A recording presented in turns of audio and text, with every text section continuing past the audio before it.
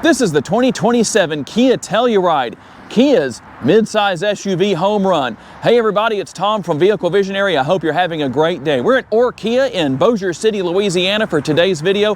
We're going to give you all the details on this second generation of the Telluride. If you want to know more, check out the link down in the description of the video. Now, as we start here on the front end, it's going to look a little familiar, similar to the Hyundai Palisade, but I do like what Kia has done here. There are some differences as well. When we look at our lighting elements, everything here will be LED with our headlights. We're gonna have the fog lights right down here. I really like that positioning because it's shining right into the area where you need it most. And not an overload of gloss black. It doesn't look like a gloss black monster threw up on the front end. You do have some down here on the lower portion, a little bit mixed in a few different areas. But overall, when you look at it, you know it's a Kia. I like that. Kia did maintain a little bit of a familiar look with the Telluride, so you still know what you're looking at compared to that first generation.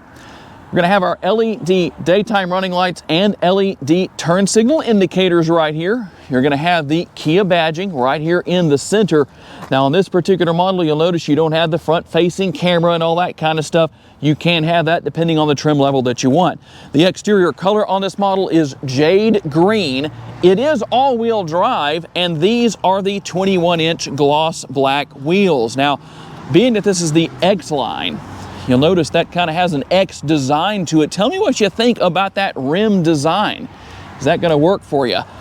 And as we work up this way, we're going to take a look also at the surround on the fender. Again, kind of a combination of some gloss and some matte finish, but I like what we have. Kind of an interesting little design element right here. But you know what? I like it. It works. It's not too much. It's not an overload. It's a good thing.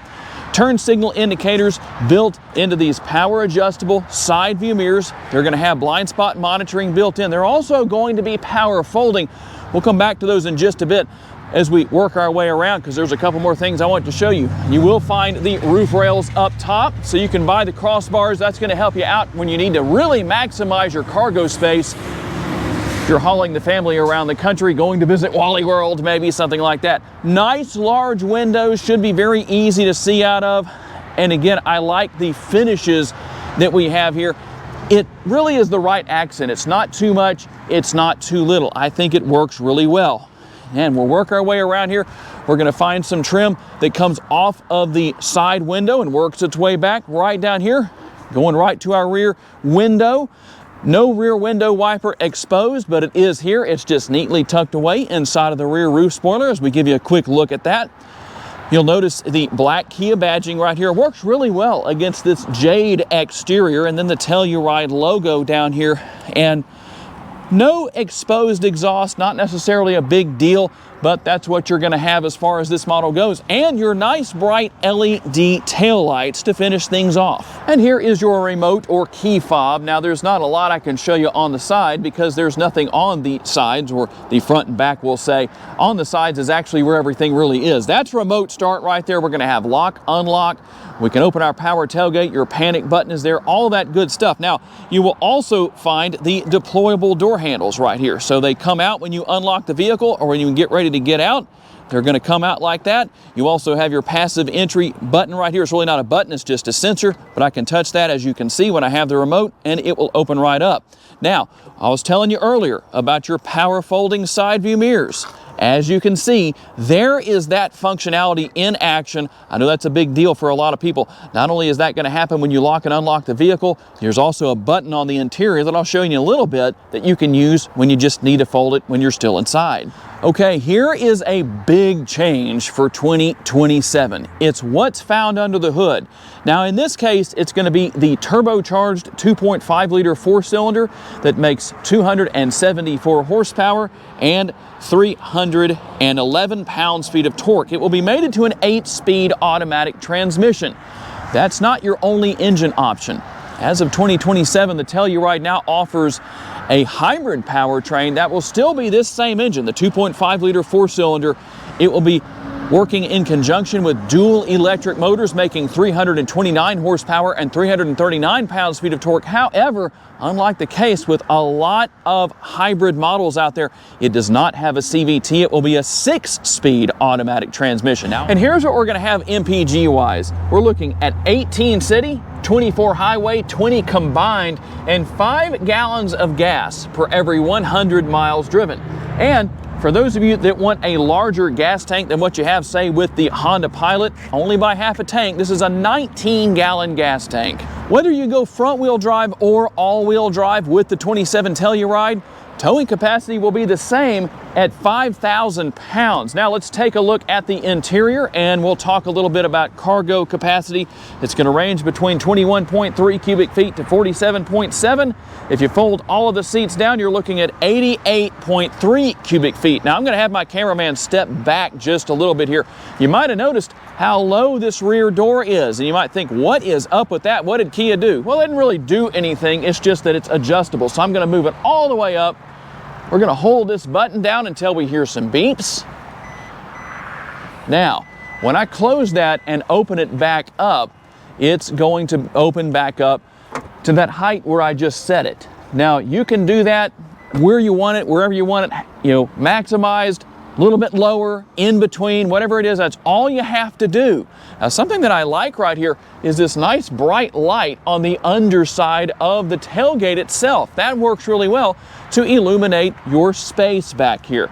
Now, to lower our seats, there's a couple of different things you're going to do here. For the rear seats, we're going to pull on the levers right here. You'll have to give it a little bit of a push forward possibly to get that down. I'm going to do this other side over here. And also, notice right here, a couple things to talk about. Number one, we can get the seat belt out of the way right there. I can actually pull up on that and make it even better. It's just sitting in there kind of with some slack in it, but not a big deal. And then our buttons right here, that's going to lower our seats. So here's what's going to happen. I'm going to have to go up there and probably help them out a little bit. Let's see, let's make sure we'll kind of do this in real time and let you see how it works. Yep, they just didn't go down all the way, but that's how that is ultimately going to work. Now, something else that's good news here for a lot of people, I'm going to show this real fast. I'm going to lift the floor up right there. You've got the tools to change a tire width right there because you do have a spare tire. That's good news, obviously, nothing unusual on a non-hybrid vehicle. And plenty of space back here. We'll also find our 12-volt power outlet for those that need to power something. Always nice to have that. We're going to have our hangers up here, nothing unusual. And there's that other little catch right there for the seat belt if you want to get that out of the way with these third row seats. Let's talk about what your second and third row passengers are going to find. We'll start with the door panel right here, and you can see that you have the shade. Nothing unusual or new, but there's that manual shade that can be put in place. We're going to have the nice large armrests right here. Plenty of room where that's concerned. A little bit of padding built in. And then we're going to have our bottle holder or door bin down there to help out with concealing or storing whatever it is you need as far as bottles or whatever items will fit. Now, we're going to have our rear seat pockets right here. We're going to also have on the side of the seat a button that you can push, and that's going to allow moving the seat up and out of the way. Before I do that, I want to show you one more important thing here. You can move the seats back and forth. Again, nothing new, but just showing you what's here. But we're going to push that button and get that up and out of the way so that I can climb into the back seat. Let's see how things go. We'll move this one up and out of the way too, just so that it's out of the way like that. Don't mean to hit the camera. Now, you'll notice I'm sitting at kind of an awkward angle right here, but these seats recline. You can see this one's reclined back. The seat backs actually do recline, so if I wanted to deal with that, I could. You got all your belt buckles down here.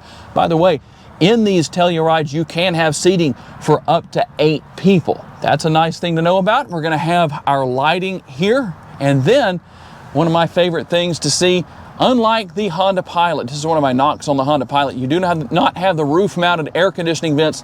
They're actually located down in this area on the Pilot. So I always like to have those roof-mounted air conditioning vents. We're gonna have a couple of cup holders right here and also a USB port. Now, overall, with where the seats are set, not only these middle row seats, but the seat back itself, I don't have a lot of leg space, but as you know, you can move these seats back and forth. You can also recline these seats and greatly increase leg space. Not too bad. Adults can sit back here, but I think if I was going to ride and not be the driver, I would likely if I'm not shotgun, going to sit in the middle row seat. Let's see what you find in these middle seats. This is much better. A lot of space here. And as you can see, if I did need to move the seat up just a little bit, I still have plenty of room to give whoever's behind me a little more space. We're gonna go ahead and move that back. Now, once again, the roof-mounted air conditioning vents are going to be here, and your control panel is right here in the roof area as well. You can see that you have temperature. You can set it to auto if you want to. You can determine where the air is flowing from, turn it off, fan speed, all of that is right there. As we work our way down to the center console, we're going to have our cup holders right here. There's going to be a little bit of storage space down here underneath, actually a decent amount. Now you might notice we don't have any USB ports down there. They're here in a not so unfamiliar place. They're still located here in the seat backs on the front seats, one on each side. The base price on the 27 Telluride is actually $39,190 before you start adding options and going up in trim level. On this particular model, the price is $50,205. Let's see what else you get for that price. We're going to start right up here with our upper console. We're going to find that we have a sunglass holder right here, and I haven't talked about it yet, but you do have a sunroof. In this particular case, it's going to be a conventional size sunroof. It will tilt and slide open. That's done via the button right here. And you can see the other options you have as far as your controls go right there for lighting and different things along those lines. We'll work our way down here to the glove box. Not much to talk about there. It's just a glove box, but it doesn't have any gloves in it. But we'll go to the passenger side door panel over there. There's a lot of space with the armrest and the door bend, but the one thing I really want to focus in on is that door handle right there. It's a little different. Not what you might be used to. It's not something you pull on in the more traditional sense. You still pull back on it to open it, but it's very different, very unique, but not in a bad way. I think it still works quite well. Now, let's come over here to the driver's side. I'm going to show you what's going on as far as our controls here go. Here's where everything is for your heated seats and ventilated seats. Also have the heated steering wheel, 2 stages of the heated steering wheel. And here's that button I was telling you about right here in the center. That button is what I can push to fold in these power folding side view mirrors. They're also heated, by the way. You can lock and unlock everything here. You can control the positioning of your side view mirrors and adjust all of that. And you have your power windows here, which, by the way, one touch down, one touch up at all 4 corners. Then you can see your safety features and different things you can turn on and off here. You can open and close your power tailgate. The auto stop start is there if you want to turn that off. Traction control. And right over here, while it's manual, you can still adjust your steering wheel, drop that lever. It's adjusting tilt and telescopically. We'll also find our different features here as far as our cruise control and everything goes with our steering wheel. You can see what all is going to be here as far as that goes. And how about our controls right here? This is going to be for your front and rear window wipers, but this is actually a combination of things. This is the button you use to start and stop the engine. It's not up here on the dash area like we're used to in so many vehicles. And this is ultimately your shifter right here. So when you're ready to go into reverse, we're going to hit or pull back on it like that, rotate it backwards. We rotate it forward to go into drive, and then we also go into park by pushing right there. A very comfortable steering wheel, nice. Not completely round, but you know what? It does the job. You've got a few different things here. Your drive mode selector is going to be right here, depending on what you want to do. Let's go through those drive modes real quick. So we'll see we have Eco, Normal, Sport, and then My Drive is there. So depending on what you want to do, you can go in and make those adjustments. You also have Terrain mode right here if you need to deal with that as far as taking full advantage of that all-wheel drive. And your shifter paddles will be here too on the back of the steering wheel for gearing up and gearing down. Now, let's go over here to the center screen and we'll talk about what we have here. I'm going to hit home right there. That's going to take us to this screen. You've got your built-in navigation, as you can see. We're going to work our way over here and see. Now, I can't show you anything here because you have to have an account to do it with YouTube, but that's there. You can wirelessly pair your smartphone. You've got all that other information right here. If you want to see your icons, we're going to come to this area right here. We're going to select that, and there are your different icons for different things to do with the vehicle. Depending on what you want to know about, it's going to be here. Navigation, sound, vehicle is right here. We have quite a few different things going on where that is concerned. You can come here into your lights, and depending on what you need to do, you can come right down here and make different changes. You can turn things on and off. It just depends on what you want to do and how you want to set it up. Now, you can see that you also have several options right here on the left-hand side of the screen. So quite a few different places where you can come and go back and forth depending on what you need to do. And as you can see right there, everything right there for vehicle. Then we come back out to this screen. It's really a nice setup, not difficult to learn. And when I go into reverse, we're going to have our camera. And that's going to, right here, you can see that green highlight. That is for your parking sensors that we're going to have on the vehicle in several different areas. Then we have our different views here. Now keep in mind, depending on trim level will determine what camera views you have. We can also come in here and make changes to the display depending on what we need to do. And you can see some of your one touch down here as far as this goes. You can see you can go home, you can go to map right there if you want to. And what we're going to do is just select right there, hit right there, and there's your maps that come up. We can go to search if we need to do that. And you can type in whatever you need to. Obviously, media will be right here, so we can deal with that. You can see what all's here. It's not hard to figure out, but I do like to just show you some of the things that are here. Now, your radio control is right here. So you can push in on that and rotate the wheel back and forth and determine the volume, all that good stuff. Down here is going to be everything for your temperature controls. We have dual zone climate control. We can increase and decrease our temperature there. Fan speed right here. There is the control for your hazard lights. And then you can go into the screen and actually make a lot more changes than what you have here, but I do like having those physical controls.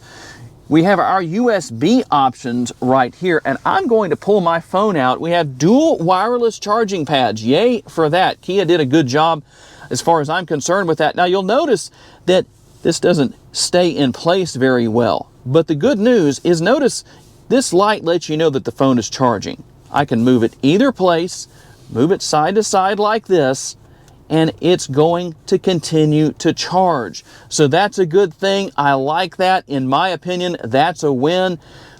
Depends on how big your phone is, but I know in my case, that's how my phone fits right there.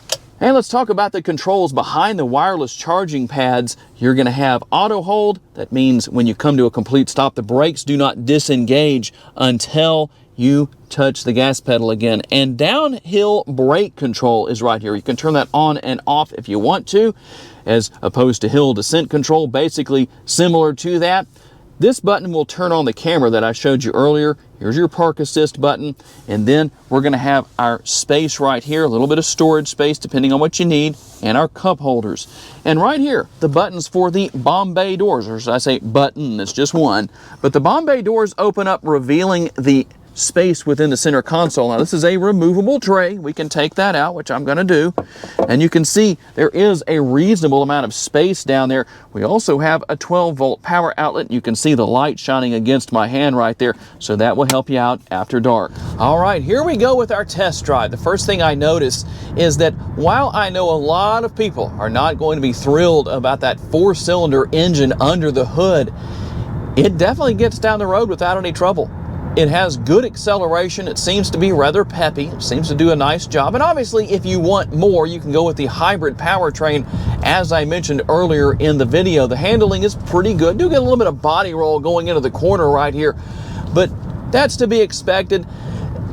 That means you're also going to have a comfortable ride quality. That's a good thing. Now, as far as the brake pedal and the gas pedal go, the brake pedal is a little bit soft for my taste, at least based on my personal experience. But when you step on it, it still does a good job of slowing you down, doing what needs to be done. The braking is not lacking. It's just a little bit more soft than what I personally like to have. That's my personal preference, but everybody's different in what they want in those situations. Easy to see out of. You do have your auto dimming rear view mirror right here.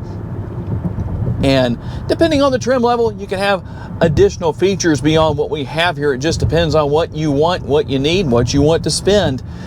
Plenty of room that's for sure. A lot of space within the front and second rows, a decent amount in the third row, but I would definitely recommend sitting in the first or second rows if you're an adult or if you're over 6 feet tall, that's for sure. And you will be just fine here, no problems whatsoever. But overall, it is a very enjoyable vehicle to drive. The handling is good. Having all-wheel drive is going to be beneficial in a multitude of ways because obviously you don't have to worry about traction problems the same way you would if you went with front-wheel drive or if you had a rear-wheel drive vehicle. It just depends on your personal preferences and what you want. But I know we recently had a big snow here with a lot of ice forming and all that kind of stuff going on. Having all-wheel drive was very beneficial there, and so that's going to be something that I know a lot of you are going to want who have snow more times out of the year than not. But overall, I'd say everything here works really well. Everything's easy to get to. That's always a good thing. We don't have an overload of options and features that have been moved into the touch screen. That's always a win. So overall, I'd say Kia has done a nice job. And there it is, the 2027 Kia Telluride, Kia's midsize SUV home run. Tell me what you think about this Telluride. And by the way, something to note, I know somebody in the comments is going to say, that's not a 2027, it's a 2026. Guess what? There is no 2026 Telluride. Kia went from 25 to 27 because this is the all-new version. That's why it's out in early 2026. I would like to say a special thanks to my friends at Kia for loaning us this Telluride for the day here in Bossier City, Louisiana. And a special thanks to all of you for being kind enough to give us the opportunity to give you a vision for your next vehicle. If you enjoyed this video, please be sure to hit the like button. That's very helpful. Make sure to subscribe and share this video.